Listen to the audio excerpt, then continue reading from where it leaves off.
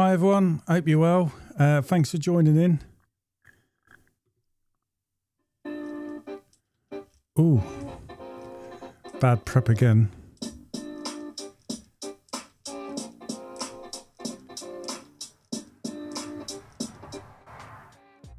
All right, that's better.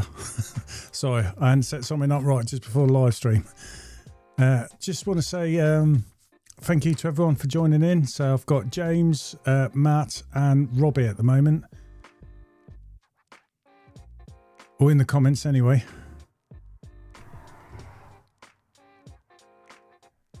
So yeah, thanks for joining in. And what have you been up to today? I know normal thing on a Sunday for me is turning my van round. So I've washed the van this afternoon inside and out. Done my pole maintenance, which is something I do every week. And what else do I do? Oh yeah, hoovered the van out, the normal stuff, but I also did a resin change, so that was needed doing, so it's all done. And I changed my pre-filters when I do a resin change, so that should be good to go soon, well, for a few more months anyway. Hightower Pro Clean, you all right, mate? Thanks for joining in. And then that's why I thought I'd do a live today, doing basically chasing up late payments, because I've sent a couple of, well, 3 text messages out last week. I think it was last week, could even be the week before, I don't know. But recently anyway, for like people to pay up, and basically I've done a little warning in there, but I don't think people have really paid much attention to it. It's what I've said to my wife. So I think what will happen is when it's been a few weeks and I'm late, they'll say, aren't you cleaning windows anymore? And I'll just have to say, look at your last lot of texts. So I guess they'll then say it and maybe either want me back or I'm just going to walk away, because you got to feed your family at the end of the day, haven't you? And I'm getting fed up with being owed money all the time. Hi Marcus, you all right, mate? Oh, listening from the gym. Oh, cheers, Marcus. Yeah, my dad has an update, because I know everyone sent me some nice messages, actually. He'd had a slight heart attack, called an ambulance, was in hospital for about a week. And basically, they've worked out what he had was third arteries and blocked arteries. So I treated them, and then they've sent him home. But yeah, unfortunately, before that, he had a biopsy, and he also got diagnosed the day he got home, or sent home. He's got prostate cancer, so we'll get through that one. But he's positive, and that's the main thing. And then obviously you find out the rest of it as we go. So it could be worse. There's worse cancers out there, isn't there? And like I told my dad, I've got a customer who's had the prostate cancer for 14 years and still going. So, you know, that's how it is. But yeah, that's that really. Not much else you can do, just roll with it, innit? So yeah, that's what I thought I'd just go over, is the late payments really. Right. So I've just got a message coming through on the control center that you get with YouTube, and it's just saying YouTube's not receiving enough video to maintain smooth streaming. Although now it's saying it's okay, so if it's a bit blippy, that'll be why. But yeah, I just wondered what you do for people who are like late payers. I mean, I'm normally a bit lax really. It used to be really bad. It used to be owed about £1,000 by the end of the month, and that was consistent, and it's gone down to about £500-600, which is not too bad, because that's like the equivalent to just over a day's worth of work. So I'm kind of happy with that. But what I do find, it's always the same people that tends to be owing. And they'll pay eventually, but there's a couple that's out of character. So I think I've got 2 where it seems out of character. So I'm going to get my wife, Teresa, while I'm working, she's going to ring up basically, because I think it might be something simple like they might have changed the mobile phone, changed the number, and I don't know. And then hopefully we'll find that. Like I say, it's out of characters for these sort of people, but the serial like the serial skippers, there's serial late payers. So I've come up with, in Squeegee you can do like canned comments you can get on YouTube. You can get canned messages, so you make them up. So I've done one of them. So when I send out me late payments, so those that have consistently late paying me, I'll give them a different message, and I just click canned response and then click the message template that I want to do, and it'll replace my payment reminder with that particular message, and then I send it to them. But the 3 people I sent them out to, I think it was last week or the week before, I can't remember, I haven't had any response, replies, or even payment. So I said to my wife, I think what'll happen is they'll just see it and think it's an ordinary late, reminder message, not pay much attention. What they haven't read is the bit I've added on to the bottom, where I basically say to continue with future window cleaning, please sign up to, and then there's a link to go cardless basically. So what I'm going to do now is what I said to my wife is just wait till they suddenly say you haven't been around a while, and then you haven't read my text properly. I think maybe I might have to rewrite the text so it does stand out as something completely different, but you work these things out as you go along, don't you? Anyway, I'll just quickly go over to the comments. Matt's just saying currently you've got all your payments up to date for once, but you've got a lot of yours on go cardless as well, haven't you? So that's a big help. Hi Mills, mate, you all right? And James saying trying to finish cooking the dinner while being tormented by my 9-year-old. God, yeah. Multitasking. We're not built for that, are we?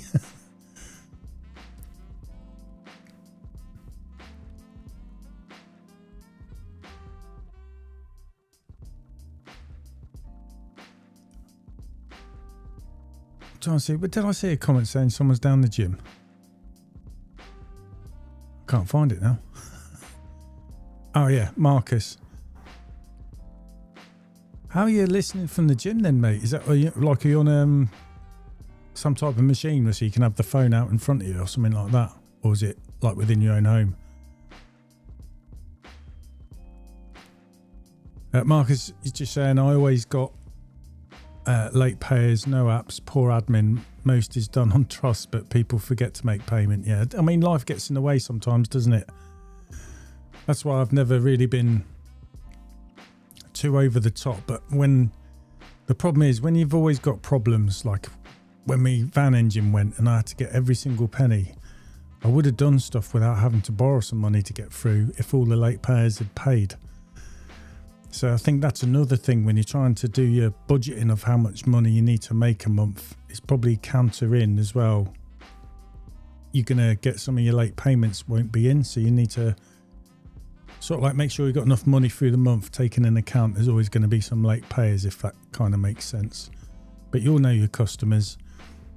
And like some people, don't they? They pay you when they get paid. So you've done the clean maybe at the start of the month and they get paid the end of the month. So you know their habits basically, but you know the ones that are continually late. So I've got a couple more on my radar where I'm going to send a message out, because I said to my wife, you're getting these inquiries still coming in, so it keeps up with the churn rate. I'm quite lucky there. So as some people leave, we always get an inquiry so you can replace them, and we're having to say no to some people because we just simply can't fit them in, and it just wouldn't be fair. That's how it is at the moment, and that's what I was saying to my wife. Well, maybe you should get rid of some of these customers, give them a chance, but I can't get the money, so rather than chasing it up with the late payers, I'll just walk away, say that's it, and then take on someone else, because that someone else could be the ideal customer. Like you do get some, don't you, that pay you while you're cleaning, and they'll just say, I've already paid you before you even finished. They're the ones you want. Marcus just saying, listening with Bluetooth earpiece, nearly done. Got a home gym too. Oh, winner. Saying that, Marcus, I've just earlier today I've brought a bench from, is it Mirror Fit? I've got a cheap bench that I bought about 60-70 quid, so I've spent 150 quid for a better one, and just another set of dumbbells. I'm going to get back into trying to do something in the evenings. I'm getting old. You're going to start losing muscle mass, so I've got to try and do something to keep it going. I know we work hard enough, but something to do as well. It's handy doing it at home as well, isn't it? Because by the time you finish work or it's a bit late and done your admin, the last thing you want to do is drive off down to a gym and go to there. So do something at home. Robbie's just saying, I text after 5 days after that, I phone after 10 days. If they keep on doing it, I put the price up. Yeah, fair one, mate. It's like me, I asked for payment within 7 days because I thought go cardless is 7 days. And then anybody after 7 days gets a reminder text. I used to send them out every Tuesday and every Thursday. But because I got the late or the overdue payments down from what they were, I've changed that to now just every Thursday. That's what I'll send it, or maybe every Tuesday. So basically 1 day a week, because I didn't want to feel like I'm hounding someone too much. Because like you say, you never really sometimes know what's going on in a customer's life, but you know their habits, don't you? And you know them well enough, or you might know someone's going through a bit of a hard time, so you know to give it a bit of a leeway because they're normally all right, that sort of thing. But the ones that are continually late, I thought, right, that's it. I'm going to get them to say you're going to have to sign up to go cardless for me to keep cleaning your windows. But yeah, that's not a bad idea. Like you're saying, after 5 days, or like me, I could do 7, and then like I say, give them a phone call.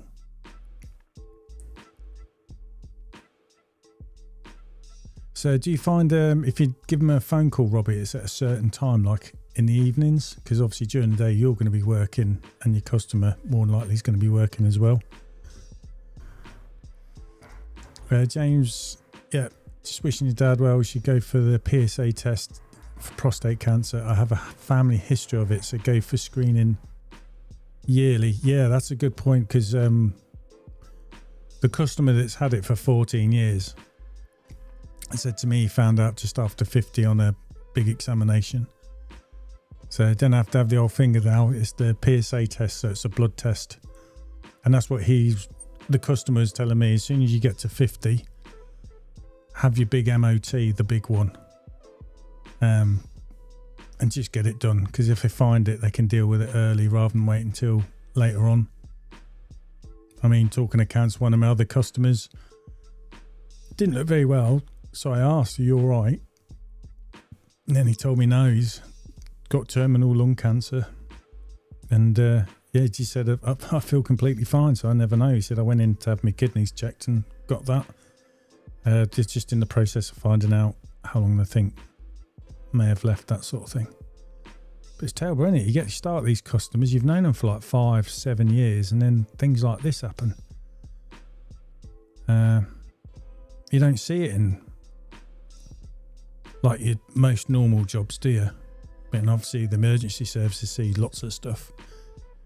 But yeah, gets you thinking, doesn't it?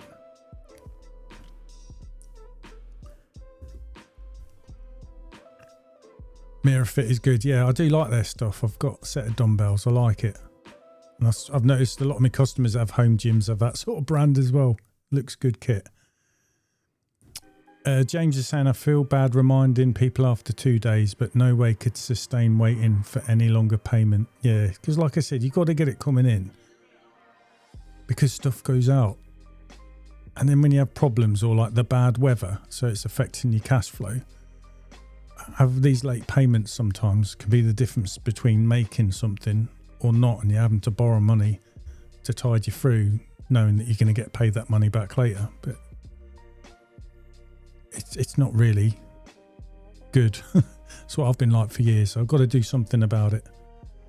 Matt's saying I do a text after 7 days, then every 3 days till the pay. If the next clean comes due, I message to say I won't be attending until they pay. Yeah, I said to my wife, we'll let 2 cleans build up, but the third one definitely we will clean no more. And that was mainly because sometimes we would forget we haven't sent a text reminder to say they're late payments, and we've only worked out when we've paid it. So I said no more than 2 cleans, and then after that. And also we've got a duty to care, really, because you don't want your customers build up is what I think. So yeah, and I didn't want to seem like too harsh, that's why I went for 2 cleans. But you've got to do whatever you've got to do to make your situation better, really, isn't it? And then if you're always getting, like saying, these inquiries coming in, then get rid of them and get someone else. But it's not nice doing that, is it? Especially when you've cleaned someone for ages. And it's all in. It's like me. I clean a lot of people in my village. That's what I was saying to my wife. So, you know, not only to clean the windows, you live in the village with these people as well. Mills is cleaning, is saying currently checking all mine that are owing and sending reminder texts. Also putting the Go Cardless link at the bottom and just saying to save you time, pay via backs. And any reminder text to sign up. Yeah, and all my just payment reminders, I took off the Go Cardless link. I just do it now for the ones that are more overdue, if that makes sense. And then I obviously just say basically to continue window cleaning, please sign up with this link basically. Because I found as well a lot of my customers, well, not all of them, I was just getting a handful because it was on every single message, the Go Cardless link. It just says basically just a gentle reminder, you have an outstanding balance, and then underneath there's a link, it's free squeegee, so you can go to the invoice and then just pay it through there. But I'd also on the bottom of the text message underneath that link to the invoice basically just saying why not sign up to automatic payments to make life easier, and that was Go Cardless. But I used to get responded by some of my customers, I don't do automatic payments. So I thought if I keep sending payment reminders out, it's going to pee them off. So I've took that off my normal reminder one, and I've just added it on, say, the last reminder they're going to get, so to speak, until they sign up to Go Cardless. I won't go around cleaning the windows anymore. Because the first time I've done that, and I just think it's going to be confusing, because I think a lot of people just treat it as a normal text reminder and then just figure I haven't been around for a few weeks and I'm late and mention something then. So might say to my wife, we're going to have to do something.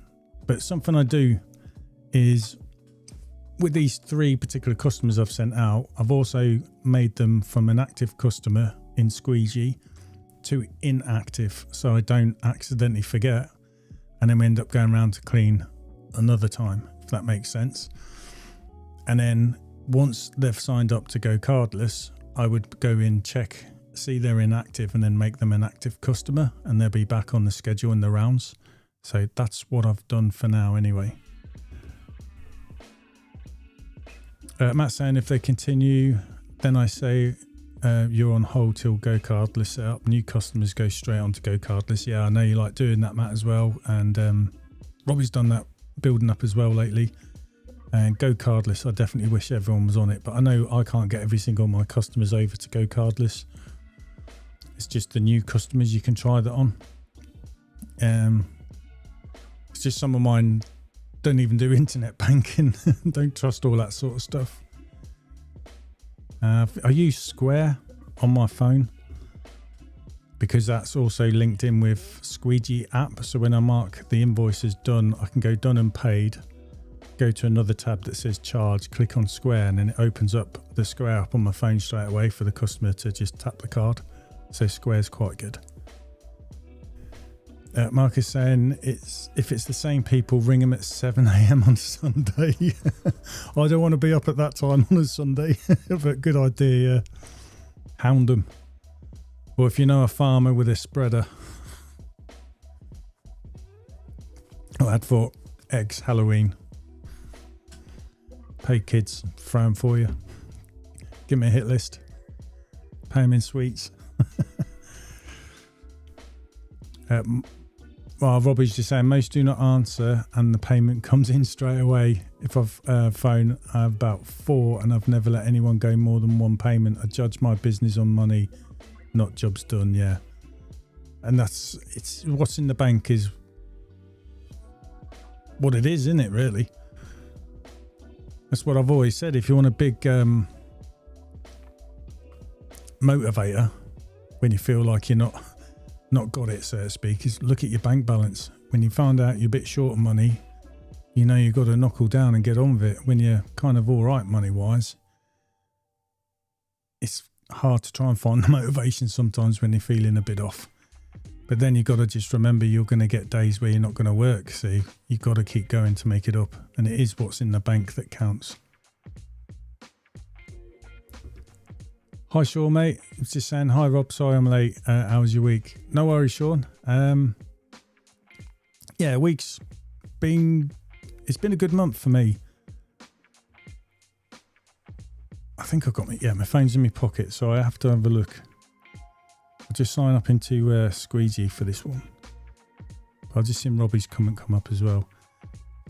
Yeah, every job I have, I've always got paid on money in not orders.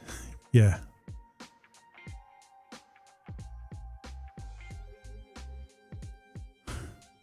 And it is the money that counts. Right, sorry.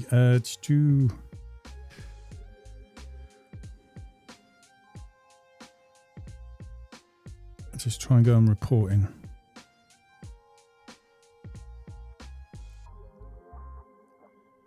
I can't remember exactly.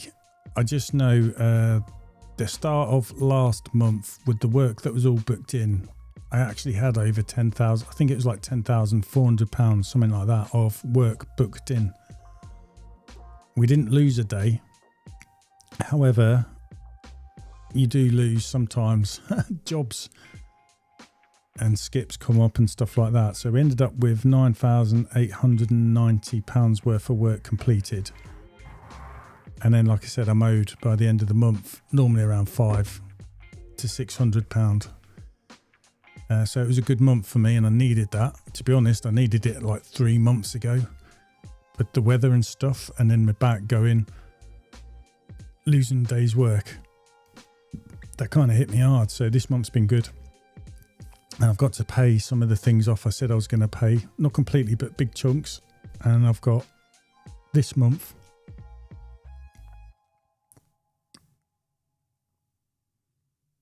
Sorry, just looking at Squeegee again. Yeah, basically £9,315 worth of work booked in. And looking forward over the next few months, it all varies, but it's normally over the 8,000 to just over 9,000 mark. So that's not bad, but that is, like I said, paying for me, my son and my wife. And that's the other thing my wife Teresa's done. We've been going through all the banks and figures, trying to rework out what money we need to put, what we have as a bills account. So all the bills, we put X amount of money in there so it's covered, and then we have another account, and that's like for food shopping, that sort of thing. So I've worked out I need to increase my money to cover that because of the price of everything going up. It's not just food, your Sky, your electric, everything is going up and has gone up. So yeah, trying to redo all that. And again, that's where I'm saying to my wife, if we can keep our finger on the pulse there and then look at the work we've got coming in, making sure it's booked in, making sure we're getting the work done, and then like making sure we're chasing up the late payers, or you're going to replace them with new inquiries. So hopefully it's that better customer that'll pay on time. Like I said before, it can be all right. You're saying, oh, I'm cleaning a mansion, but it's no good if they're not going to pay you or you're waiting, isn't it? You might as well do the other houses. Like Robbie said before as well, if you like doing these semi-detached 3-bedroom houses, you can plough through them, especially when they're all compact, rather than doing a big house. And if they're all payers, winner. So it's tweaking things, isn't it? Always tweaking. I'm focusing with the money coming in of trying to pay stuff off, and I have started to lower my running costs. They're getting down lower, and then when I pay these other things off, that will start getting lower as well. There's something me and Teresa got to do, is we're going to look around to lower our mortgage payments as well, because we'd run out of the 5-year fixed term, so it's on another one in the meantime while we're looking, and then hopefully that will lower stuff down for us as well. But you've really got to be on top of it, haven't you?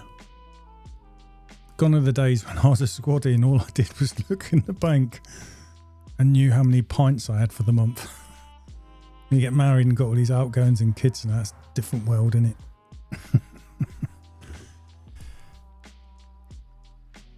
it? Matt saying, yeah, you had a quiet month with 3 days of no work, but you ended up earning the same as usual. Well, that's a winner, and you got 3 days to yourself, haven't you, in the bank?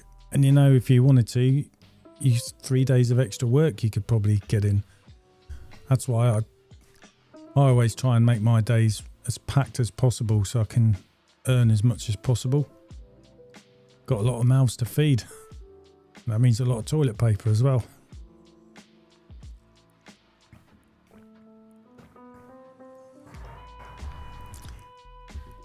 Yeah, Robbie, I agree with you, mate. With that sort of turnover, saying I'm owed between £500 and £600 at the end of the month, that's not bad. Like I said, it's about just over a day's. It's a day and a bit, day and a half, nearly 2 days' work. And considering you're going to clean some people, they don't pay straight away anyway, so it will come in. It's like I said, the little texts I get are the ones that are constantly late payers. I'm thinking, no. I just got to play the response by ear, really. But we've got to kind of, like I said, it's 3 people. It's not just me. That's my wife, me and Matthew. And we don't pay ourselves a lot of money because we like a certain amount of money to stay in the business at the end of the month, because that's covering rainy days. It's got to cover new kit, replacing kit, your van needs fixing, all these things that crop up. So we try and keep a certain amount in the bank at the end of the month and only take what we need to live, basically. And then because we're like a sole trader partnership as well, you can dip into that when you need to, can't you? For treats and whatever like that, like a family day out, if you get what I mean. Hi Gerard, you're saying I really like the analogy my kitchen. If you go into a restaurant, you don't tell them when you'll pay or how to cook the food on their menu. Your business is your kitchen. You define the terms. Yeah. It's hard when you start out though, isn't it? Because you don't want to turn anyone away. You don't want anyone to think, who the hell are you, sort of thing. So you put up with a lot of hassle at the start. But when you start hitting these hard times and you're realising, hang on a minute, why am I always owed this? Why are they not doing that? You've then decided you've got to do something about it. And it's a bit hard at first, but you get your confidence there the more you deal with it, don't you?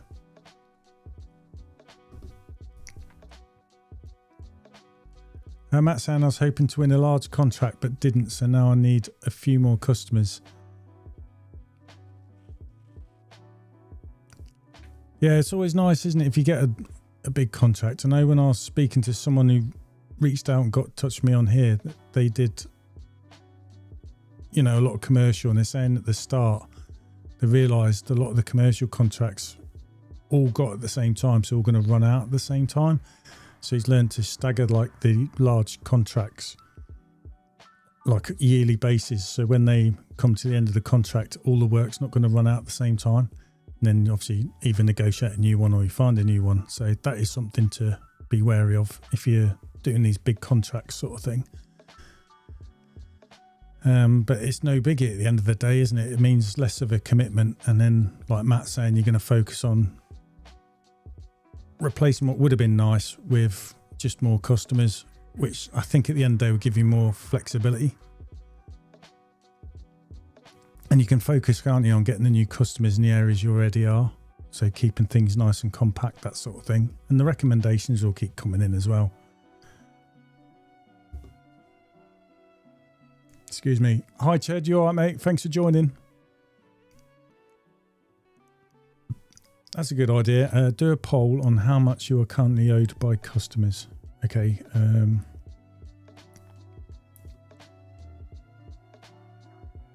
Start a poll. Sorry, just bear with me.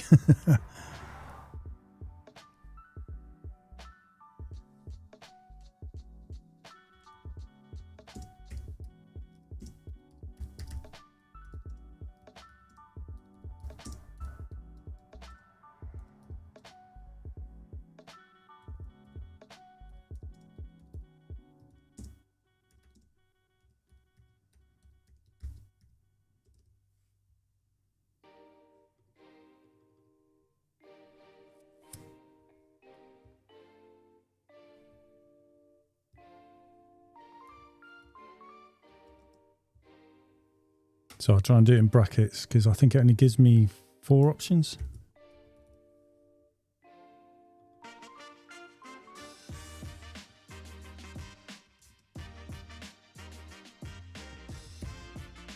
Bit hard to see with a big microphone in my face. At least there's a microphone.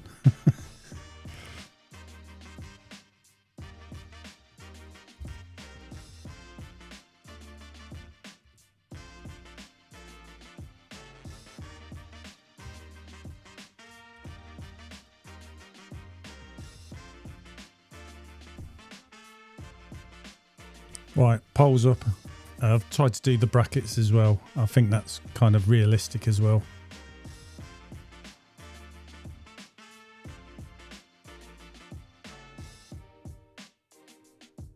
Right, okay, Matt, as long as you're all right, Matt,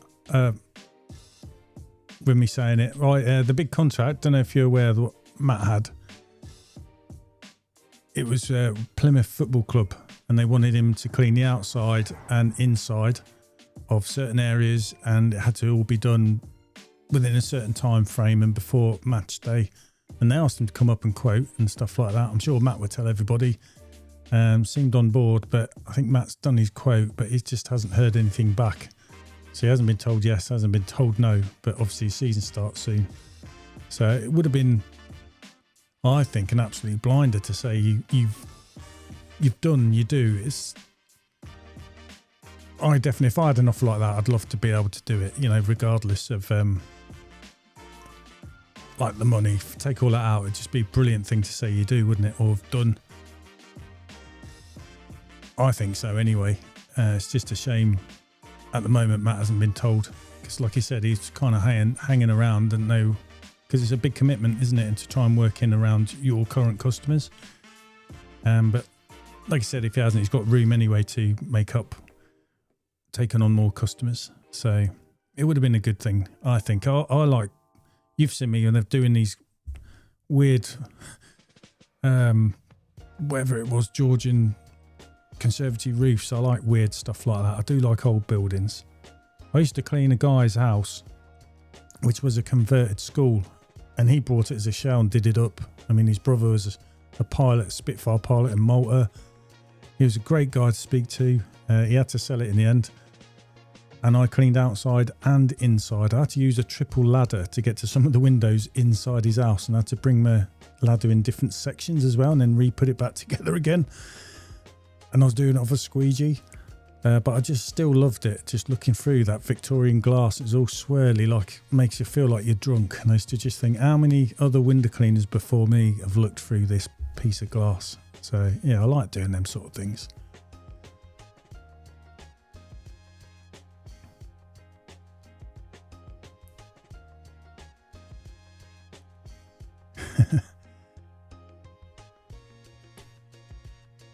So I'll just go through some of these comments as well. I'll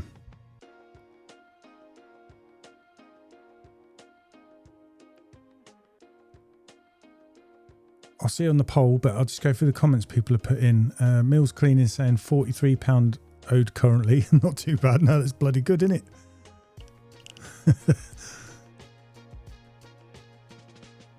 Ched as well saying, well, that's good. Owed 56, but that's just last week. I normally text on a Sunday, but delayed the text till tomorrow. Yeah, the weather's not looking good tomorrow anyway, is it?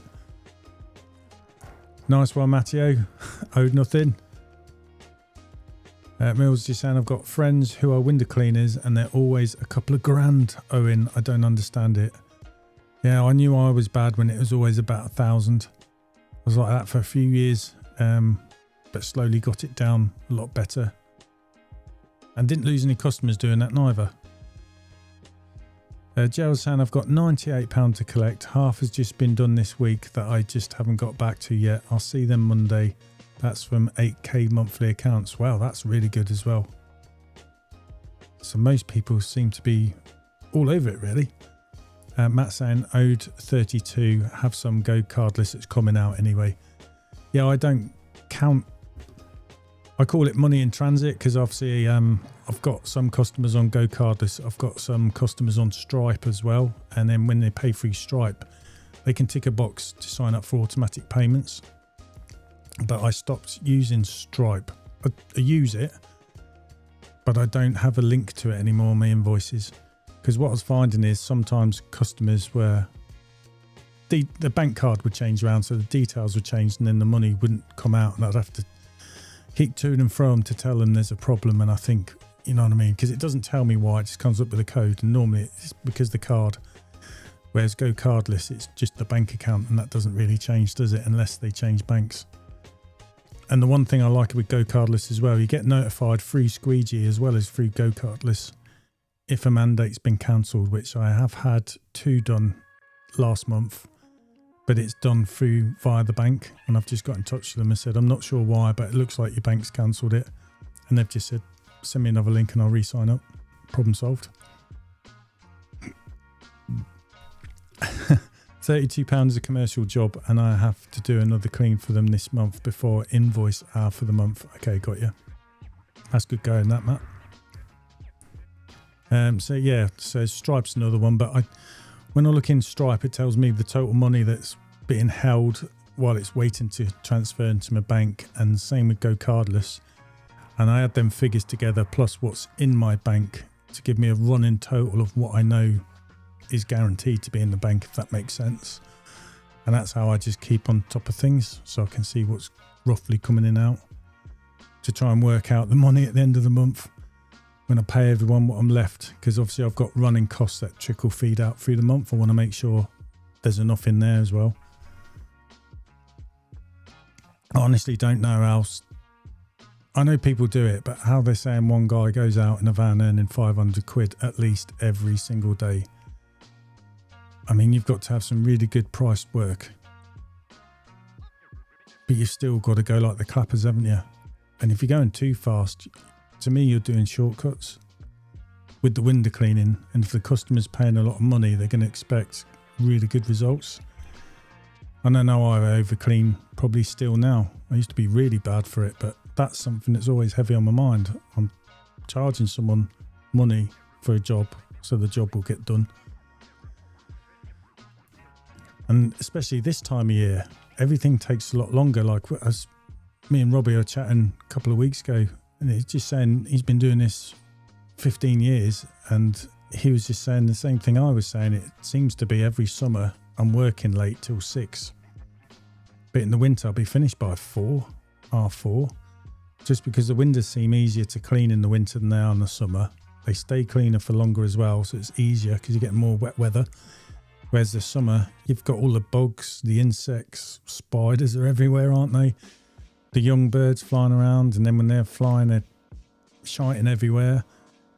And if you're in rural, you've got to work in the fields and stuff, so it's getting quite dusty as well. And then black thunder flies and all that kind of stuff. So everything tends to be a lot harder to clean, takes longer, you use more water.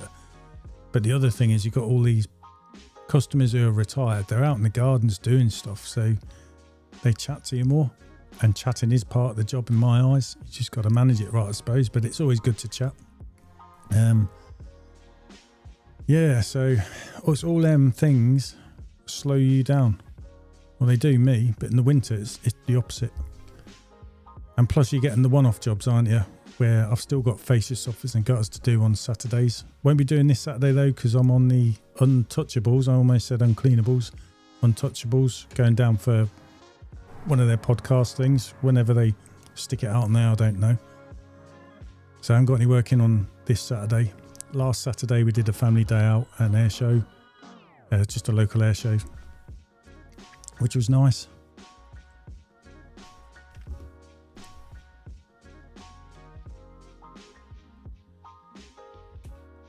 Mills is saying I'd rather earn £100 less a day than worry I've not done a good job though. Yeah. Like you say, I'd rather make sure I've done a good job, because you can walk away and just forget it. You know what I mean? And then, like you say, half your customers, imagine, I'm sure they didn't say stuff to you, but you get comments that you sometimes going, oh, when you first started, I used to go walk around and check all the windows. Now I don't even bother. And you get the odd comment like that off people, and that's nice. Hi Kev, you alright? Currently nothing owed, but I remind people after 48 hours I get the usual culprits. Oh, I forgot types, but they do pay eventually. I think a few people hope I'll forget. Yeah, and life just happens, doesn't it? Sometimes they go to pay it, but one of the kids might help or that sort of thing, and then it's just dropped out your mind, isn't it?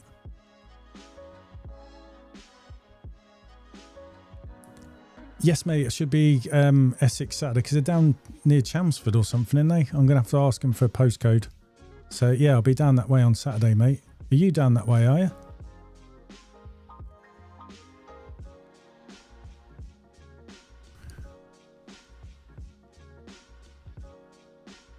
Sorry, I'm just checking something.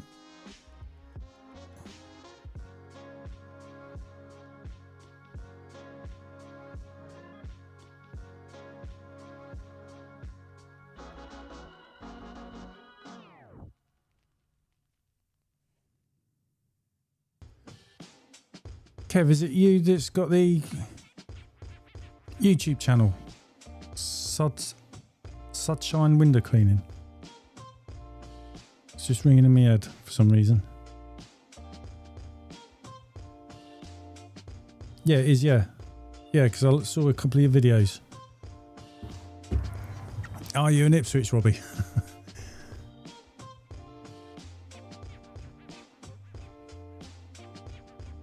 I did think of you, Robbie, when I went to see my dad at Ipswich Hospital. What night was that? I think it was a Thursday. Was it a Wednesday? I think it was last Wednesday when I drove down to see my dad.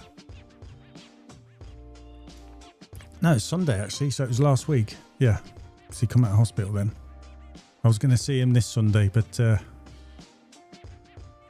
we've kind of just said leave it for now, and I'll pop down later when he's feeling a bit better.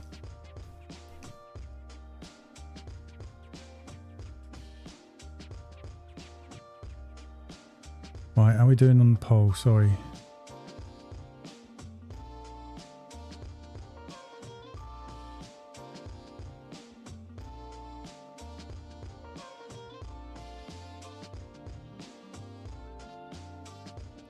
The poll is anyone that was owed between £0 and £200 was 78%. Between 200 and 400 was 11%. Between 4 and 600 was 11%, and nobody was 600 to 800 and obviously above. And obviously most people's answers you saw in the chat as well. So everyone's doing really well. It's, in my eyes, that's really good. Nice one.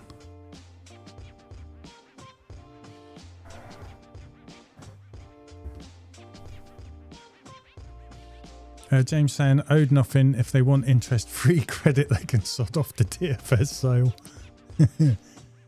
Yeah, it was you, was it, Kev? Yeah. It won't be for everyone, but I'll try a few cheap tricks and experiments with my work stuff.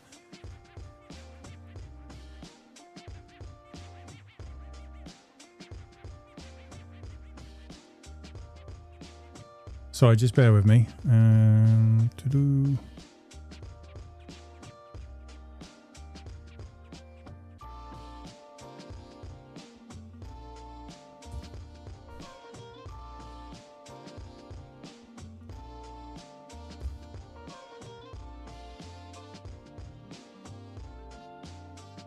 Right, just put a link for in the chat to Kev's YouTube channel, Sudshine Window Cleaning, which looks like this if you go on the internet. So that's what you're looking for, and I'm sure people on here will have a look and subscribe. Kev, hope you didn't mind that. It's just doing some little videos where it's all based to be quite helpful, and he's got 2 on there. Really good, and I've sent one, shared it to Sophie up in Scotland because they've sacked their window cleaner. She wasn't happy with him. It was some guy and he got a young lad to come round, water-fed pole, but she said that's spotting. He hasn't done a good job cleaning it, and probably the water quality's bad. So she knows what she's doing. Since she's mentioned it, they've not bothered coming round. And I've joked to her saying, your windows that soft up in Scotland, or water, sorry, you could probably get a DI vessel and just clean your own windows. So I've sent something up there off one of Kev's videos for her to look at. I'm going to get her to test the water. I've told her I'll buy her some cheapy stuff where it's enough just to clean the house they've got. Because I'll tell you, you'll probably get the neighbours come and ask if the other guy's really bad. And you just get a bit of extra money on top of what you're doing. Who knows, you might start a little own window cleaning empire up there. But she's got to drive. That's the thing she hates doing. But if it's all local in a backpack, hey, away you go, innit?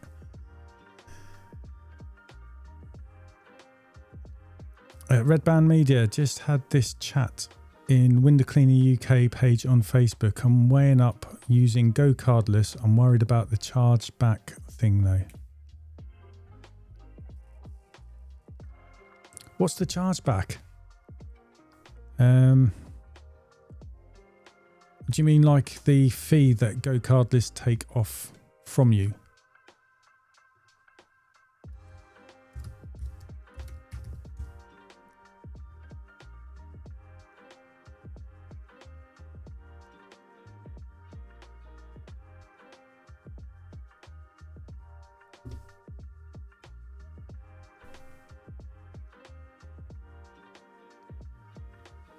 Which is not a lot really, is it? It's 1% plus 20p, but then they have a max price as well, or depending on what, you'd probably be on the advance anyway, on 1.25% plus 20p per transaction.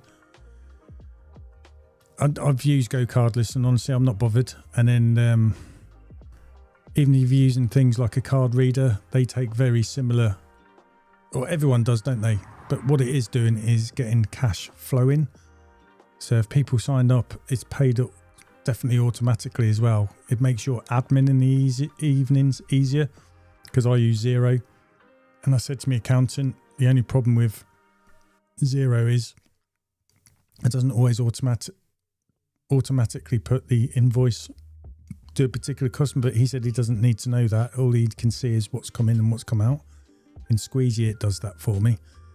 But it just makes life so much easier. If everyone was on Go Cardless for me, I would more than half my admin when it comes to reconciling anyway, definitely. And like you say, with the card things, I know people have told me what you've got to be careful about with Go Cardless though is when it does the automatic retries. I think it does it up to 3 times for you, so it automatically retries to take the money. I'm not saying straight away, it leaves it a few days to think and tries again. And if it fails, I believe you pay a fee for that. That's something you need to keep an eye on. So if you've got a customer that regularly does that, it's costing you money. So therefore, maybe swap them around with someone else. But as far as I know, mate, I think no one's really got a bad thing to say about Go Cardless. But yeah, what's everyone else's thoughts in regards with that, with like the chargeback fees?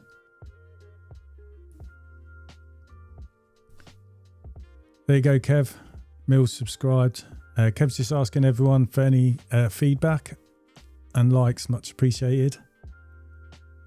Matt's just saying to you, Red Band, they can ask for the money back, which has happened to me once by accident, but the benefits vastly outweigh the negatives. Okay. So you're thinking like a customer signs up for your services, signs up for Go Cardless, takes the money out, but then they get the money back because they're covered by the direct debit fee. I think you're going to find the amount of times that will happen will be incredibly rare, because most people who are asking you will be good customers. I mean, that possibility is there, but I'm sure you can counter it with Go Cardless anyway, because I think they only done that, isn't it, for protection for fraud? So I'm sure. But anyway, that's not going to be the ideal customer for you anyway, is it? I was just saying to Red Band Media, I don't get very many, but if I see it happening frequently, I'll close the account. They're always going to be bad payers if they don't have £15 to £20 in the bank, yeah, to pay for a window clean. I mean, God, a pint of beer is like 5-6 quid, innit? I bet they can have 10 or 12 of them on a Saturday. So apparently customers can claim back on any payments made to you as a service provider. Like lads are saying, that they'd be the wrong customer anyway to start with, which is going to be no difference really, is it, to you putting an invoice in and then they're not paying it because they just wanted a one-off clean. Are you sort of like starting out, are you, Red Band, or have you been going a while and you're just thinking of getting everyone onto Go Cardless? It's just that when you first start out, you find you get a lot of these type of not ideal customers. But when you become a bit more established, they seem to just disappear. I don't know why. It's probably because they've seen you around a while and people don't try it on. But I think when they think you're new, these people sort of like try it. And I guess as well, we've maybe come across as a bit underconfident, so they feel a bit ballsy to try it. But when you've been going a while, you come across completely confident, if you get what I mean. Matt's saying chargeback is that any customer can say you did a bad job, all right, and get the money back. But then, like you do on your terms and conditions anyway, don't you? You just say, with anything not happy about, give us a call, come straight back, because that's what I say, and just tell them, look, I know some people don't like saying anything because you think it's going to cause an argument, but I'd rather know, and then I'll come down, have a look, work out what the problem is so I can change it for the future. And if I don't keep my customers happy, they don't stay. So I'd rather know. Don't mind being told I've messed up, and we'll always come back and rectify it.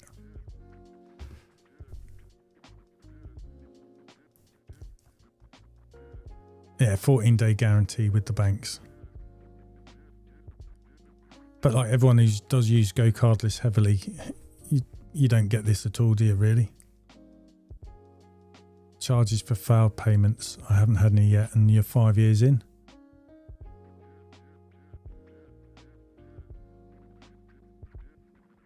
Yeah, just do a good job and they have no reason to try and claim back. I think you can appeal when the customer asks for a refund. I'm pretty sure, not that I know all this,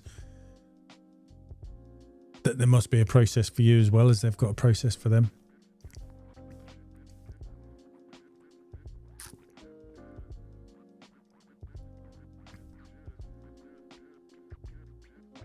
So all in all then, the good bit is between everyone. Yes, we've got some late payers, but they're not stupidly high. So it's not really massively a big harm. It's, you know, like I say, it's just a couple of days, and the money, as long as it comes in before the next clean and the money owed is not too high, you can kind of live with that, can't you? And like I said, some people get paid a certain time of the month. And we know, like I've just looked at all my bills, everything's getting tighter. It's the same for your customers, isn't it? So again, you know, how these people aim for one person, 500 quid a day, charging obviously high prices and trying to work fast.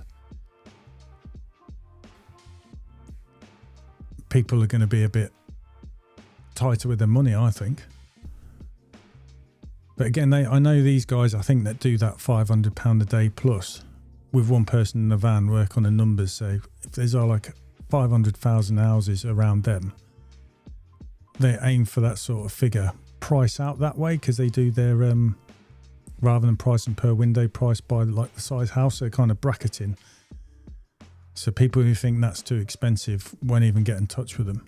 So basically they're going to entice the customers that will pay the price per clean that they are after, because they know a certain amount of them a day will equate to £500 a day or more. And that's how they're sort of going for it, if you get what I mean. They're not interested in smaller houses because they're trying to get the figures, so they know how many cleans a van ideally can do, how to price it per clean, and that's the market they're going for. So it's like a numbers game, because at the end of the day, us window cleaners can only do so much in a day. So there's going to be plenty of houses out there that need and will pay that kind of money. It's just trying to find them all, innit?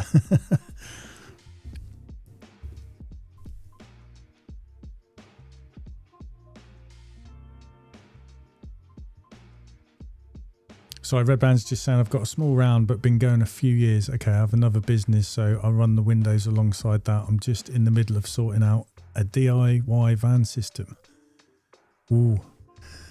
I'm not that clever, so that's why I brought my system from Xline and got it installed so I could just go. I think I would feel confident enough to have a go, but I know it would probably go wrong. I would not be drilling holes in the van. I've got a friend where I take my van to his garage, and I'd ask him to put that kind of stuff in for me. But it's all doable, isn't it, that way, with what you know and who you know. And like everyone says, if you're going to build it, it's your system. You know how it works. So when something goes wrong, you know how to fix it. Plus, I think it's a good project to do. Matt saying it's good to have software like Squeegee that keeps everyone on top of the late payers. Yeah, I do love Squeegee. It can seem complicated because every time they're adding more stuff and you see changes, but I wouldn't use anything else now because I've been using it for a while mainly. Red Band's just saying cheers. And he watches your channel, Matt. Kev saying I saw a guy on Facebook who had 12 months of chargebacks from Go Cardless and there wasn't much he could do about it. Customers said they never authorised a direct debit. Yeah, which is obviously nonsense.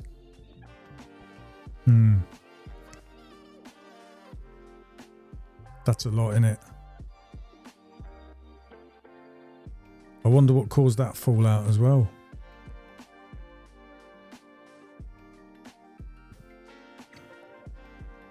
Yeah, Matt saying I never believe these people who say they do £500 a day on their own by 2 p.m. It just makes an ego boost and makes themselves feel better. Yeah. I mean, me and Matthew, we can do around 400, just over 400 a day, but that's going like the clappers at the moment, this time of year anyway, and that's two of us. Marcus says, my pal told me there's a Romanian window cleaning couple that go around with water-fed pole and they're filling up the tank with water from the garden tap. Loads of dissatisfied customers, windows all spotty. Yeah.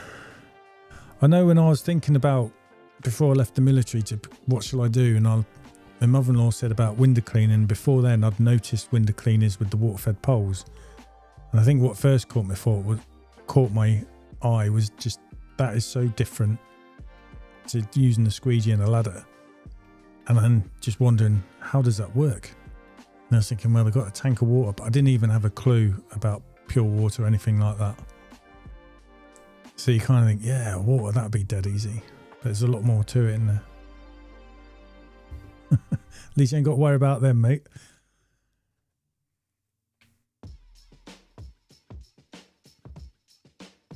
Yeah, Matt's just saying you're going to get your mate to fit a system for you next time round, rather than getting one from you know who.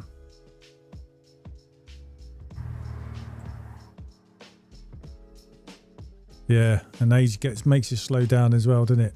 Well, you're just wiser. Ched saying I must learn more on squeegee on reports, as I'm sure they would have info that's useful. Yeah, I keep playing around with it, but I don't know completely 100% ins and outs. But I think the main one is the profit and loss, and they've got 2 profit and loss reports.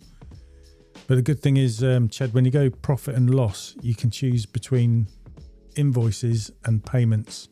So I always go through payments, so it's going off the money that's actually come in and out my account rather than all the invoices, because obviously that'll include your outstanding or owing money. And I tend to like using that actually at the end of the month. And it's good as well where you can predict like certain months of income round forecast. I can't remember the one. And sometimes that's what I do, April to April the following year, which will give you the same answer basically. If you just look on rounds and then when you go down the rounds, it gives you monthly and annual turnover. And at the end, that figure's exactly the same as if I did the forecast for a whole year. So you can go off your rounds really for that one to see like a projection if everything was to go sweet for a complete year without going wrong. But obviously there's bank holidays. Stuff goes wrong. Lose days. Looks like tomorrow, doesn't it? We're all probably not working. Matt saying, yeah, it's these people that give water-fed pole a bad name.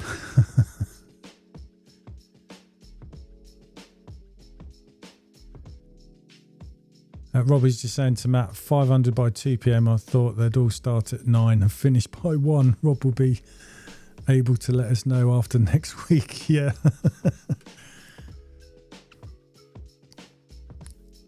I know some they start later. It's just crazy, isn't it?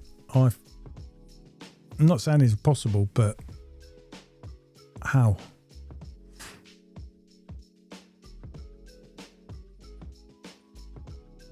Matt saying I'm happy if I do 250 to 300 as a day on my own, but then I wouldn't finish before 4 p.m. Yeah. But I try and maximise my days.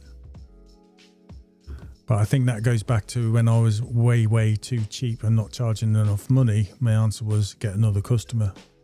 But then you suddenly realised you can only do so much, and then you kind of box yourself into facing you've just got to put your prices up and get confident that way, I suppose. But we all learn, don't we? Keep it real. Our Red Band Media saying, I think I rinse too much. I'm paranoid. It's weird, isn't it? Everyone says it's all in the rinse, but sometimes I think if you're having a good scrub, the window's getting a rinse as well.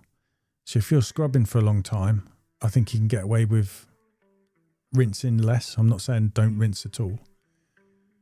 And then if you're on one of them windows where it doesn't take a lot of scrubbing, you then tend to think, well, I'll just rinse, but a little bit extra. Yeah, I don't know. It's weird. I think as well, it's like I say to my sons, look at the window first, and if it's dirty, clean it and stop cleaning it once it's clean, then rinse. And I think this time of year you get like marks and the pollen and things like that, so you tend to give everything a good scrub, don't you? And it does use a lot of water. To be honest, I don't really worry about water. If I run out, I just go home and fill up and get out there again. So if it becomes something that's going to cost a lot of time and take a lot of water, so be it. It's like I say, just focus on walking away, job complete, don't even think about it, just forget about it. I think we're all guilty of over cleaning here and there anyway, and sometimes you get a bit better, but then something knocks your confidence and then you go backwards a bit, don't you? I suppose what we've really got to do is keep analysing what you're doing. So nothing's all completely automatic. You're kind of like on automatic mode, but keeping an eye on what you're doing. Try out new things. Always see what you can improve, that sort of thing, to find out what could be better. I think the best thing is just use your eyes.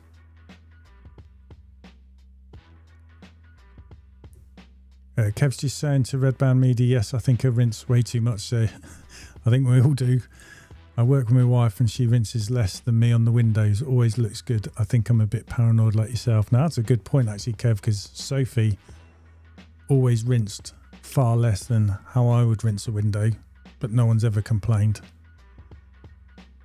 And then sometimes though, I'd look at the hinge and say, you missed a bit here. Or there's a cobweb, because maybe I'm over the top.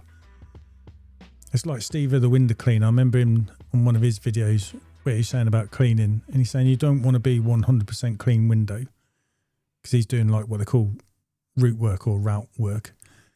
Because he said at the end of the day, some kid's going to come in and put their hand on the glass by the end of the day.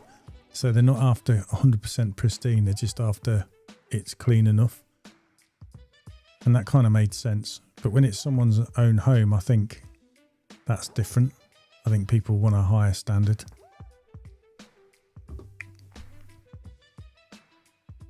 Marcus saying the people earning that are either bullshitting or probably cowboys. I quoted a job for £40, including the skylights. The guy before me from Checkatrade quoted 360 without. I got the job. Christ. Like I say, I think it's a bit of a numbers game as well, isn't it? So someone's going to accept it. But how long they pay it, I have no idea. And then you're just trying to find someone else to be busy. I think at least with like realistic prices, your customer's going to stay with you a while. So you ain't got to worry about keep trying to find customers because customers are leaving. If you get what I mean. I don't know. But then again, like these guys are running multiple vans and that sort of thing. So we're all kind of like on our own.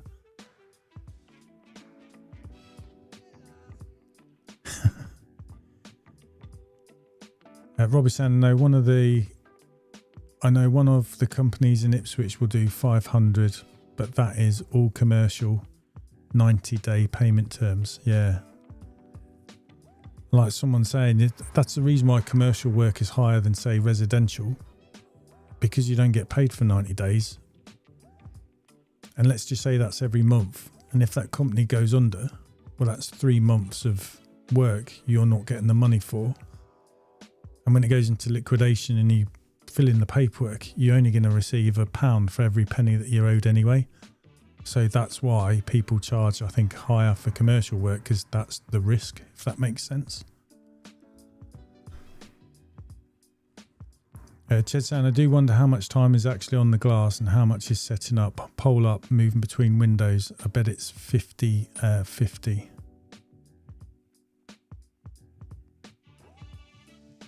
Yeah.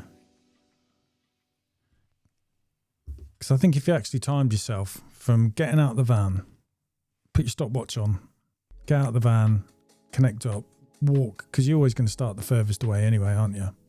Most of the time. Depends if it's like a quirky house or something like that. And then you're going to get cleaning.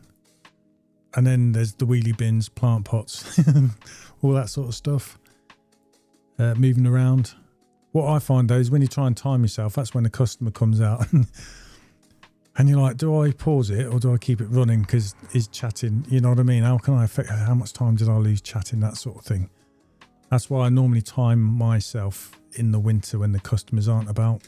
But I just know in the summer it's going to take longer. But yeah, it's probably 50-50. And then, like I say, setting up, packing away at the end. It happened to me this week where I wasn't looking what I was doing when I'm reeling, so the hose went off the reel and got wrapped around the chain, and then you're spending 5-10 minutes trying to fight that out and get it all put back in, the chain back on the sprocket and that kind of thing. And then off you go with your oily hands.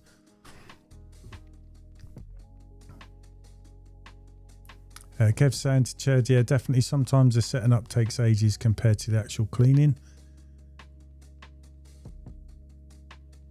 Definitely in the winter.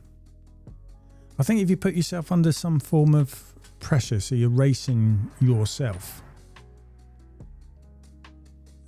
And that's what I say to my son, the only thing that's in your control that we can do anything about window cleaning is the setting up, the packing away, to some degree the cleaning the window, but at the end of the day we clean until it's clean.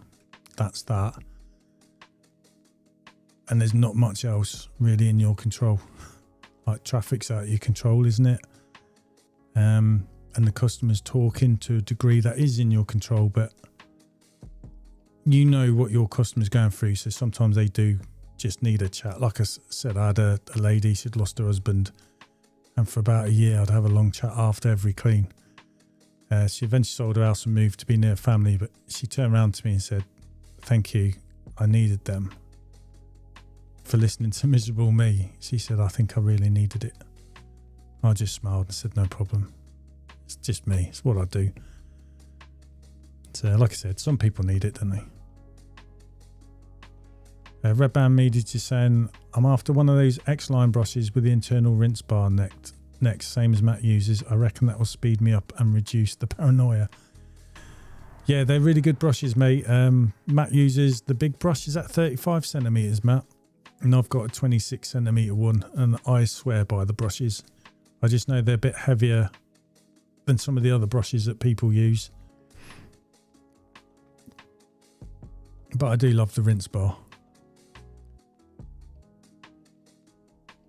I wouldn't use anything else, but I must admit I don't mind the fan jets on that micro brush. I absolutely love that micro brush, and I've seen Darren from DA Components has put a video out. It's only a couple of minutes long, using one of his brushes, his version of it, and yeah, they're absolutely. There is a place for them really small brushes, I think, definitely. I've even used them this week, by the way, on some Velux windows, where I have to use a 35-foot pole, and my God, how light that was. I know it's a small brush, but I thought with the lightness, that would do me. Excuse me. So I had 5 Velux windows on the top of the house, and then 4 that on top of the garage. And like I said, use my 35-foot pole to reach ones on top of the house. Oh, it's brilliant. And then there's another house as well where I used 35-foot pole to clean 3 big Velux windows, and I just used that little brush, and it was just absolutely wicked. So I liked it for lightness there. Hopefully that'll change when I start lifting some dumbbells again. Not to clean windows though. Chez saying, so if it's 50-50, then we can maybe save time on the other bits and still maintain quality. I keep thinking of those car tyre rollers to stop the hose getting jammed.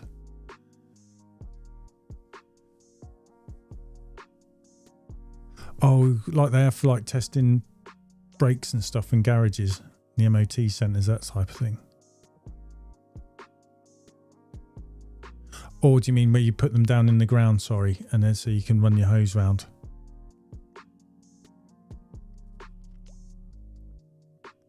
Yeah, Matt's got 3 different types. So he's got the flocked, the DuPont, and is it the monofilament or whatever it's called? Hi John, you're right. You should make your customer sign a legal document that shows, or of some type that shows you are contracted, just in case you need to take them to court.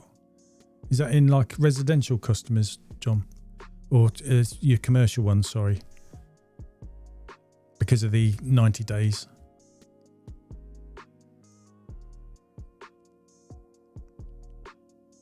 Which would be a good idea, really, wouldn't it?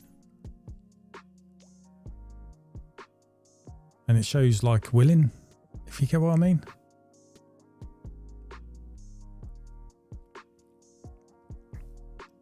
Which would be like no different of people saying for using Go Cardless with your residential customers, and if they don't sign it, don't clean. So it's some form of commitment from them.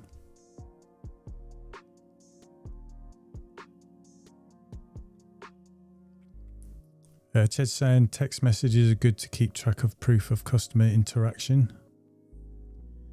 I know, like, because in Squeegee it keeps a record of it all as well. So even when we delete stuff off the work phone, we've still got the messages we've sent out to the customer in Squeegee. Matt's saying, Ched, if you're used to the tyre things, I'd keep leaving them behind. Oh, if I use the tyre things, yeah. Little plastic things that sit next to the tyres. Oh, yes, yeah. Now, who's it shoot a picture of them? I'm sure someone did a picture of it somewhere. They wedge them underneath the car tyres so you can, like, 90 degree round it.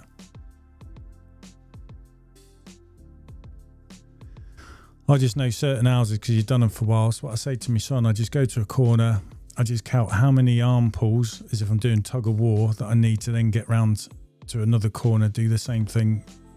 So I just know now I can just walk, sometimes just walk out my van to a certain wheelie bin outside another neighbour's house, and then I know that's enough hose. It gets me all the way around the back without getting caught in things.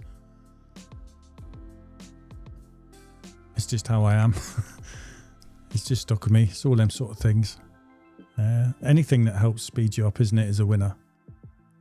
But I think as fast as you gain time, you lose time somewhere else.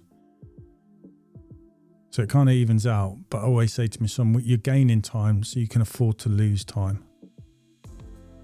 And I suppose when you got your days mixed up in certain rounds, you know roughly what time that day finishes, so you know whether you can add or not add any work on that day. And this is why I was thinking as well to my wife, and I was just saying, if I can pay some of these things off to make my life easier, and then start pumping money into an account, a saving towards the next van, it would just make life easier for us as a family, work-life balance. That's what I'm saying to her. So we're not borrowing money, we just pay the van outright, the system outright. Yes, I'm going to pay more insurance money. I said to her, the petrol will probably be only a little bit more, because at the end of the day, one van can start the round at one end, the other van at the opposite end. So me and Matthew work towards each other. And that way, if there's a problem, we can support each other. And then I was saying as well, with the bigger jobs that come in, if someone asks, oh, can you do me fascia softs and gutters? We can quote it. They say yes. And I tell my wife, just book it in on that day. I'll go and do it. And then once I've done it, I'll then go and help Matthew out on the round. So then it frees up working on a Saturday. And also it means you can get them jobs done on top of the window cleaning. So it is extra money as opposed to instead of window cleaning. And it gives you that flexibility. Plus, as what I've said to my wife as well, if one of the vans is stuck in the garage and has to be fixed for a few days, we know how to work out of one van the best we can, with 3 of us if need be, just to get by until we get the second van back. That's what I would like to do, really. But I'm going to have to concentrate on paying off things off first, make life a bit easier that way. That's my main aim. And I'd love to have a hot water system as well after that. So I'm trying to stick some stuff saved for a hot water system whilst paying things off. Just saying, we've started quoting from photos sent via our website. We send a quote with terms attached in a PDF. Yeah, we've tried doing quotes where you ask customers to send pictures, but sometimes it's hard to judge the window 100% off a picture rather than looking at it. It's hit and miss. Most of the time we go and quote in person, but I think if it's too far away, then we do ask, just say someone, do you mind if you just send us a picture of the front and the back of the house and how many windows you got on the side, that sort of thing. At the end of the day, you can always go and do the clean and just be up front, can't you? Say, oh, sorry, there's a little bit more than what we thought, so we're going to charge an extra £1 or £2. You know what I mean? Most people are sound anyway, if you are, aren't they? Red Band Sound, I use a gardener backpack at the moment, so it'll be fun and games when I'm running a 100-metre hose. Mate, you'll get used to it, and definitely a van with a tank, pump controller and a hose is better than just doing a backpack or a trolley and then having to keep lifting up barrels of water. It's definitely the way to go. There's pros and cons with everything, but you'll be a lot better. And the good thing is that backpack, keep hold of it, because that will stand you in good stead still. Mark is saying, I've got the roller things, they're handy, but you can't leave them there when you go around the back because the customer may come out and drive off over it. It's only plastic. Was it you, mate, that put the picture? I think they were light blue colour, and you said as well it'd been driven over.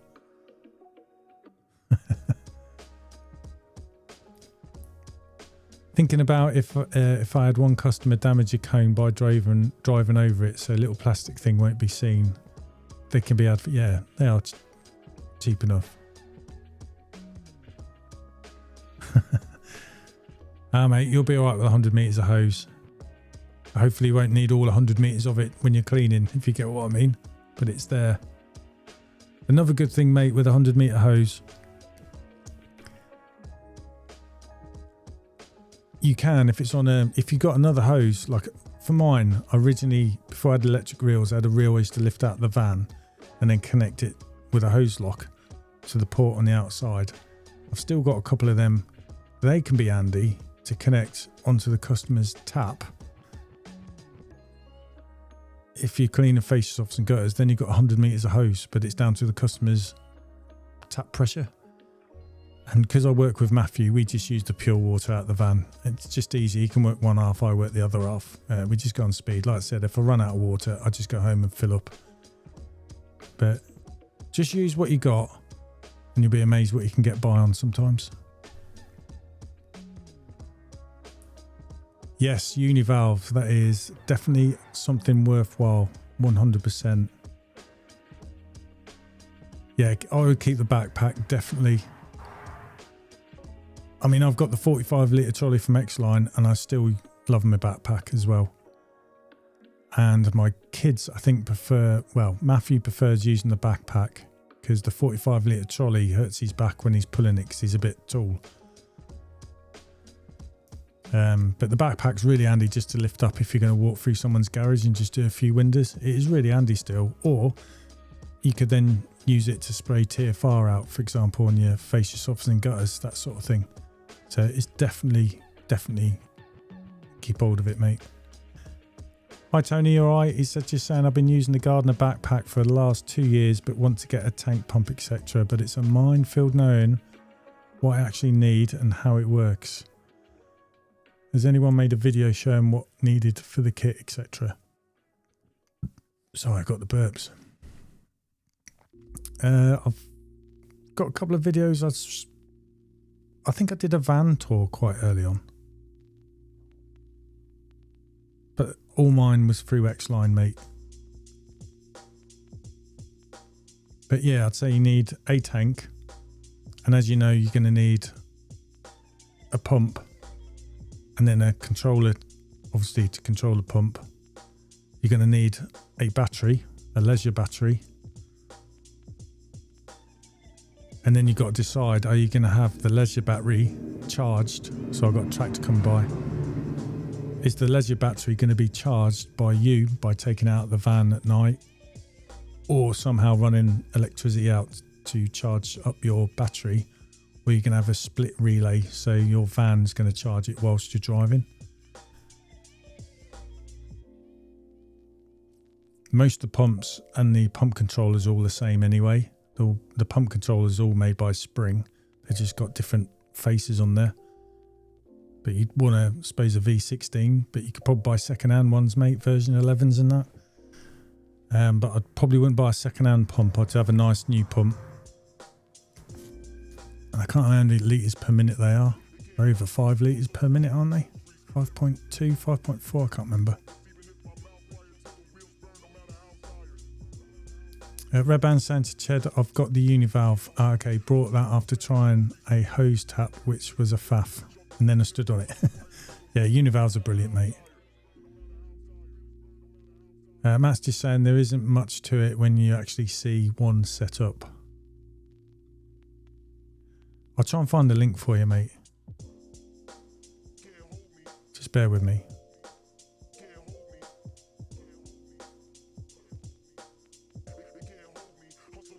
And you probably find I stare at the screen and don't even blink. It's one of the really early videos.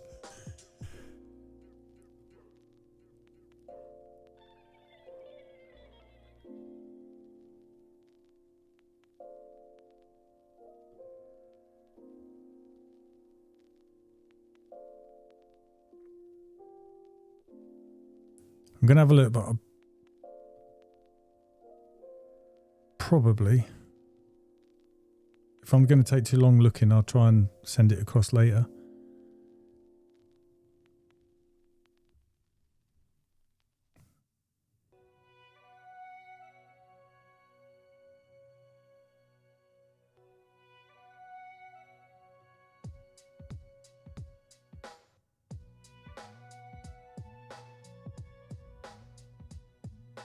Okay, might have got something.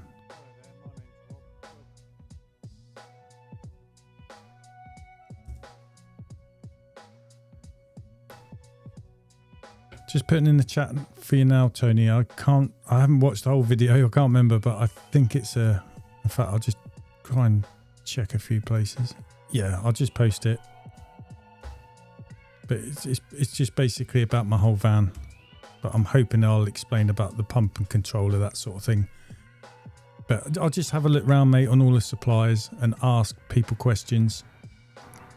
But they're all mainly going to be the same.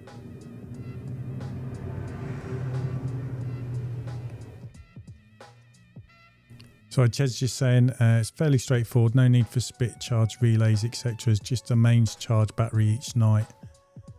Yeah, I just went from the start split relay charger, and I must admit, if you're not driving far and all your work is really compact, the van's not going to have that much of a good run for it to charge your leisure battery anyway. So it's been working so far, but when I had problems with mine because the battery needed changing its shoe, but like I say, you can just mains charge it.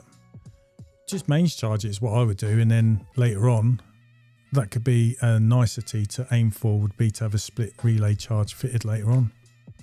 And then if you feel you don't need it, you don't have to, do you? He's just saying, I'm going for a pump controller from DA Components, just saving now. Yeah, he does some good stuff and on the boards as well, doesn't he? And he'll probably fit it for you. Matt saying split charge is great. I haven't had to charge my battery since February when I got a proper yeah, and you had your issue sorted, so you got a proper split relay charge in. It's always had plenty of charge. Mine's been fine, and I only had issues because my leisure battery, it'd been going for what, 7 years, which is quite good really, because I think the batteries last mainly, is it 5 years guarantee, something like that?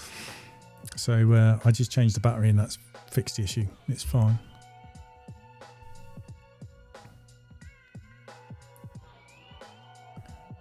Just saying 5 litres per minute, yeah, over, but need to be 100 psi. Camper vans, etc. have lower pressure pumps, but they're no good basically for window cleaning.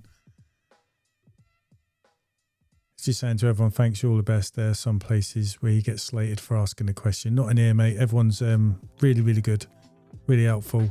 And everyone will say get in touch on their socials outside of all this as well. People will ask questions and answer questions. Just send emails, whatever. No worries, mate. Thanks for watching. Yeah, that's always the way, innit? Have a good week, mate. Have a safe one.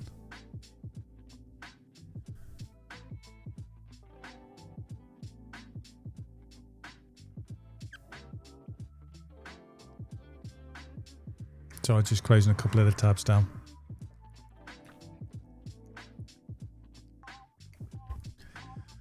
Well, I'm quite happy with everyone saying on here, no one's really owed an outstanding amount at the end of the month. It's nothing to be sniffed at, really. So that's good. It's important, isn't it, that we keep the cash flowing, because things do go wrong here and there. I mean, look at tomorrow. I don't know what has anyone looked properly at the weather forecast yet? I don't think I'm going to be working tomorrow because we've got gusts of up to 40 miles an hour. The wind speed's going to be up to 22 miles an hour with gusts at the worst point of the day, that is, at 40 miles an hour. So I'm thinking I probably am not going to work. And if I did, I think some of the customers would be thinking, why are you cleaning my windows in this anyway? Which is a bummer because it means it's a day's work lost already. But with what's booked in, I could afford that. And if I don't, I'm going to go for a haircut because I really need one and keep working Saturdays. I can't go to a hairdresser's when it's open. So that's the first thing I'll do if it's too windy is go and get a haircut. And then I've got some admin to get on with anyway. With things I don't normally get, I'm going to go to Admiral. Change some of my login stuff because I can't log in because it's an old email address. And that way I can look at getting Matthew a quote to be insured on my van. So some days I'm going to get him to drive while I sit in the passenger seat and try and build him up a bit. All with the aim in some point in the future where maybe I could get him to work with my other son, David, if I've got stuff to get on with at home. And then that's another little test as well. Not often, but here and there, with the idea that if we did get a second van, I'd probably put Matthew in that and I'd have my other son David working with me for a bit and then get him to work with Matthew for a bit and just swap it around. But that's probably another year off, I suppose.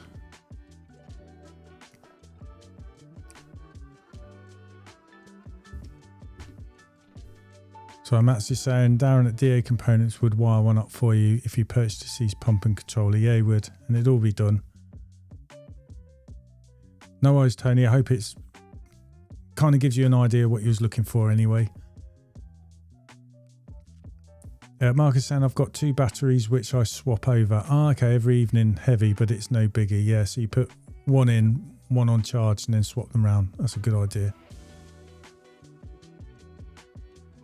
Did you say battery charging each shift? So you need... No, mate. It's I had a battery, leisure battery, that was fitted with the system, all from Xline. And when I've had it over 7 years, and it started to every now and then run out on me. You know, when the pump controller, because the voltage got to a certain thing, and just stop. So I guessed it was because my leisure battery needed replacing. And then once I replaced it, it's been absolutely fine ever since.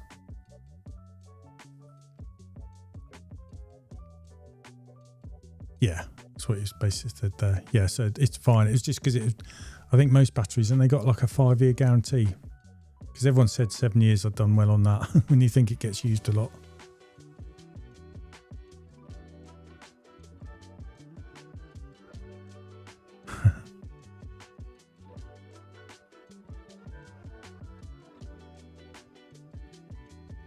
Matt's saying, bit wet tomorrow, but I'm going to plough on. Chez saying I doubt I'll be working Monday or Tuesday, 50-mile-an-hour gusts. Yeah, it's not worth it, is it? Rain coming in the afternoon in Hertfordshire, so I'll work up until then. Hi, Mark. You all right, mate?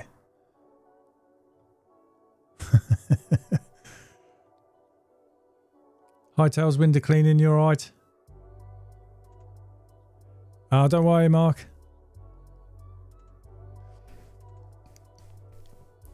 Never mains charge mine. It's not been a problem. Yeah, mine only was when I needed to replace a battery, basically. And then I replaced it, and it's been absolutely fine. Thing is trying to figure out, isn't it, when these things play up, you're like, oh no, I've got to spend another £100 on that. But yeah, it was. But it was worth it, so I'm glad I got that done.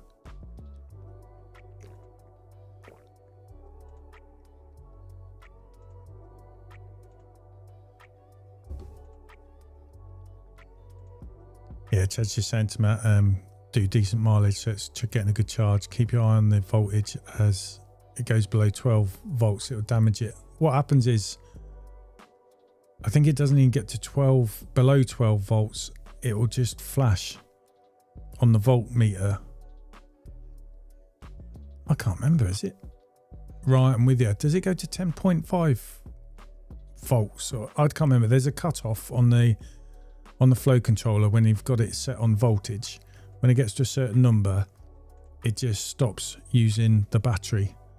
So I think it was designed when everyone used to use their battery on their vehicle, is to stop it going completely flat so you can't get home. I think it's something like that.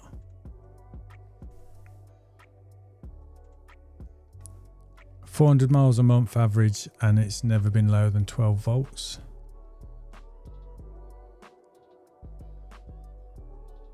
I think I'm around about 1,000 a month for me. Or under that, just. But I know it's not too far off it. I've got 3 solar panels on the roof now, so I'm off grid for most of the time. Nice one.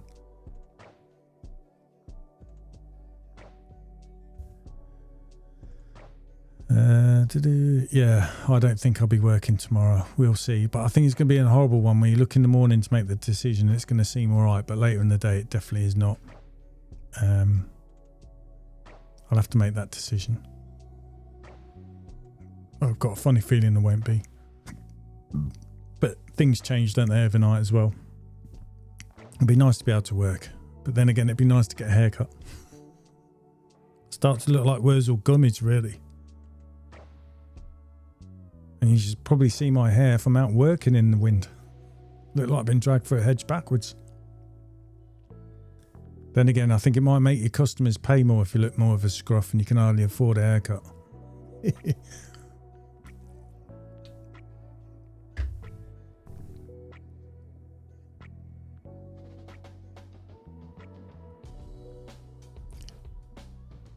has anyone got any questions they'd like to ask?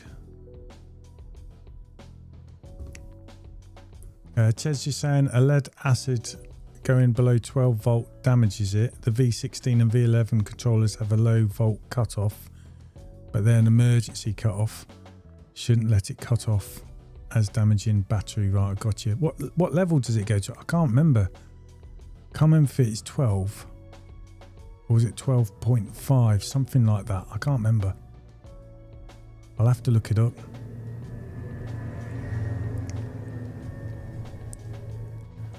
But yeah, on your flow controllers, you just press the button, don't you? So it changes from flow to battery, so you can see the battery level and keep an eye on it as you're working. It's like as you're using the electric reels, as that draws powers, you'll see it will change the volt reader quite a lot as well, especially when the a lot of the hose is out, so it's difficult to reel in because it's in long grass, that type of thing. You see the effect it has. So on rainy days, I just line up the ones I don't have to text. Then there's no pressure if I don't work. Yeah, it's a good idea. Oh, Matt saying he thinks it's 10.8 volts. I know it's 10 point something. I've got a feeling. But yeah, it's below 12 in it. I see what Ched's saying. Mark's just saying, I'm hoping it's workable weather tomorrow. I've got 23 cleans tomorrow. Wow.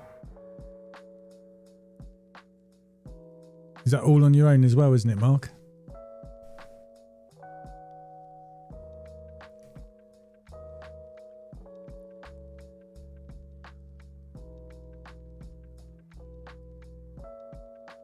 Yeah, I'm just going to have to see what the weather's like in the morning, I think, and make that decision.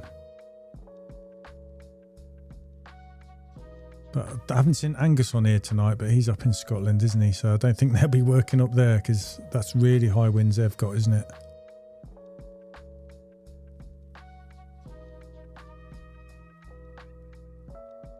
Tells Window Cleaning saying, I was wondering what to do tomorrow, not really feeling that bothered. But going to work till 1, I think. Yeah, just see how you feel tomorrow, mate. Always look in the bank balance. That's your motivation. But the weather's the weather. If it stops you, you can't really, can you? It just makes you hungry for it later. Mark's saying, yeah, on your own. Wow, mate, you're going to have a busy day, aren't you? It's good to be busy though, isn't it? It's a nice problem to have. It is 10.5, okay. That is under load, but it's still bad for the battery getting that low right with you. So try not to let it drop below 12 volts.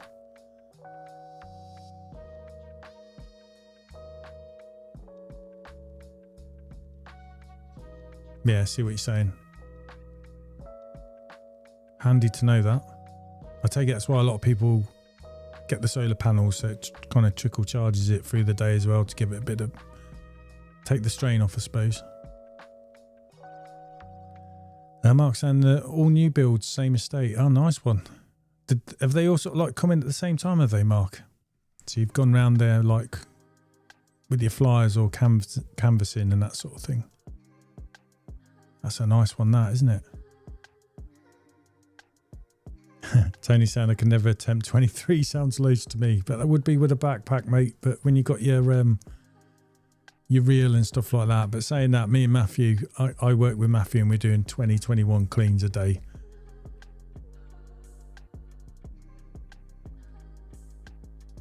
But it's not all about the cleans, is it? It's about how big the cleans are, if that makes sense. Because I've got a right mixture of, like, you've probably seen them in videos. Some of them are fairly decent, good sized properties, and then some are like your small bungalows. So do a right mixture. So it's the size, isn't it?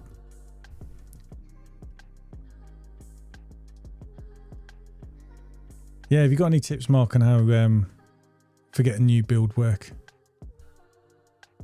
Because there's a lot of new builds going up, isn't there? You see them going up all the time.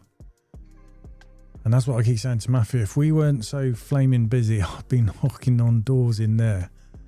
Because if you've got all them new builds, or the majority of them, in one place, you are laughing. As in compact work. And that's where you know you need more vans.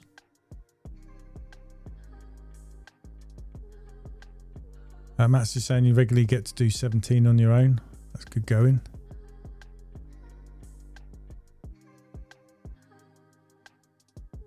Marcus, yeah, I watched his video on his micro brush.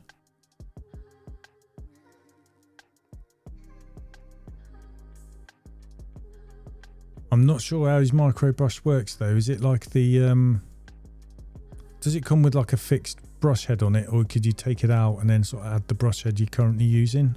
And if not, does that mean you've got to buy into the ecosystem of Darren's got for like the edge with the like swivel, or not? You can make it into a non-swivel gooseneck, but it does look really good. I'm happy with the Gardener micro brush because I use the Gardener goosenecks and that anyway, and I've got their quick lock sockets. I use them to change the brushes around. But I think them little small brushes are absolutely brilliant, wherever you get them from.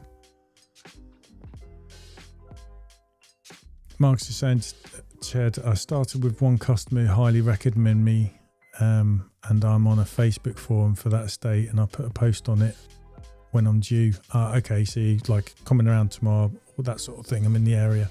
Good idea, mate.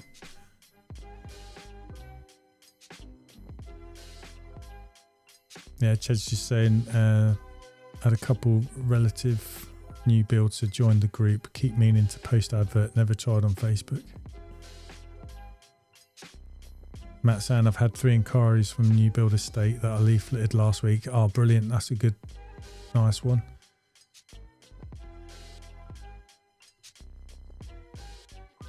10-12. Mate, that's nothing to be sniffed at. And if that's with a backpack, you probably at least get another 2 or 3 on top of that, I think, when you've got your DIY system in there.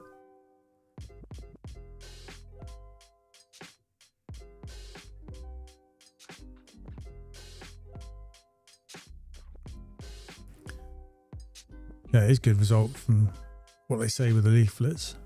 And Robbie's saying as well, flyers and canvas will always get you work.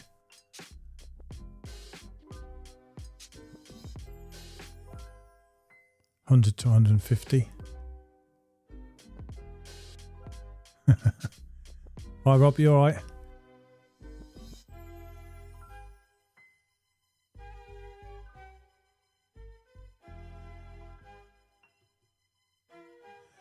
Nice brushes, but ain't going to fit the gardener quick lock, so no go. Yeah, oh right, okay, yeah. So it would probably be good for you to get on Darren's ecosystem, or whatever you want to call it, for the edge brush.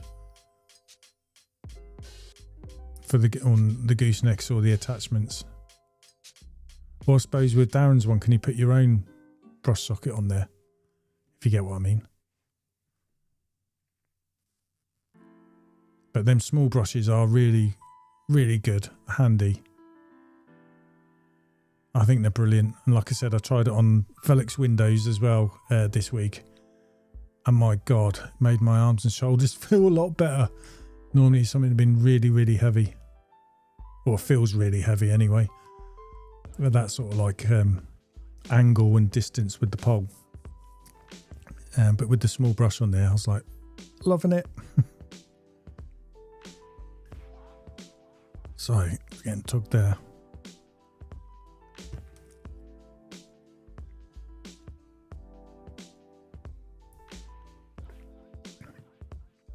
And yeah, I had a new walk-up customer. Me and Matthew were in a road where we clean 2 houses completely opposite each other. And then one of the houses is right next door to one. So we have the van parked in one place. I was doing fascia softeners and gutters on that one as well. And the guy just drove up in his car and said, look, I just live a few doors, and he is just literally a few doors down. Said, I'd really like my windows to be clean because I like that method. So I said, oh, here's a card. I haven't got time to do anything now, but get in touch. And my wife, she'll get in touch with you back, reference a quote, which is what's happened. And they got in contact with us that evening. And we had a laugh anyway. He's like, yeah, I'll tell my wife to email your wife.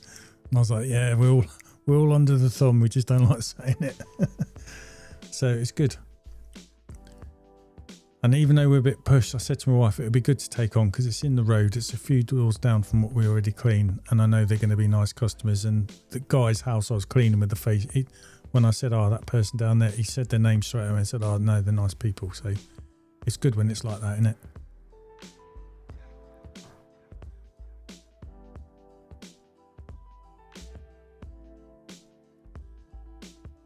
Right, well, I think I'll call it a night because it's getting to nearly 10 o'clock and sit down with my missus. I've got 2 more cans of John Smith's in the fridge with my name on it. I've only had 2 earlier. After cleaning my van, changing the resin and all that stuff. So I'm all good to go for the week. I just hope the weather's all right. But if it's not, haircut time and get on with some admin. And then start thinking about getting Matthew at least a quote on driving the van anyway. That give me an idea about if we ever did get a second van. I'd like to get him up on his feet a bit more. And my other son, David, as well. If he can't find a job, I'll say, do you want to earn an extra bit of money here and there? Who knows?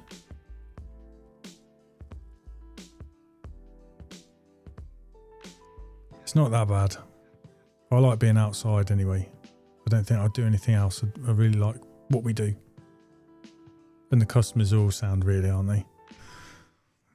You just get a couple that can be little bit of a pain, but on the whole, they're all good.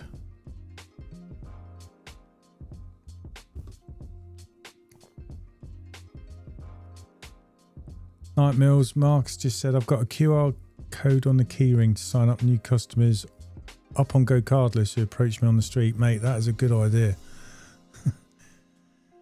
I think you can get them off the Go Cardless website, can't you? So you can get a QR code.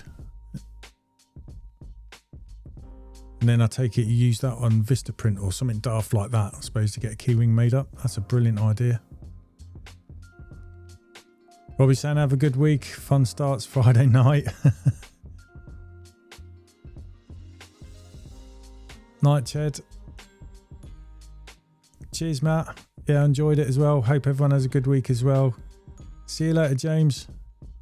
No worries, mate. You're welcome, Tony. Like I said, everyone on here is really helpful. Just get in touch, reach out to people. Thanks, Marcus. Thank you. Have a good week and a good day tomorrow, mate. All right, cheers, everyone. Take care. All the best.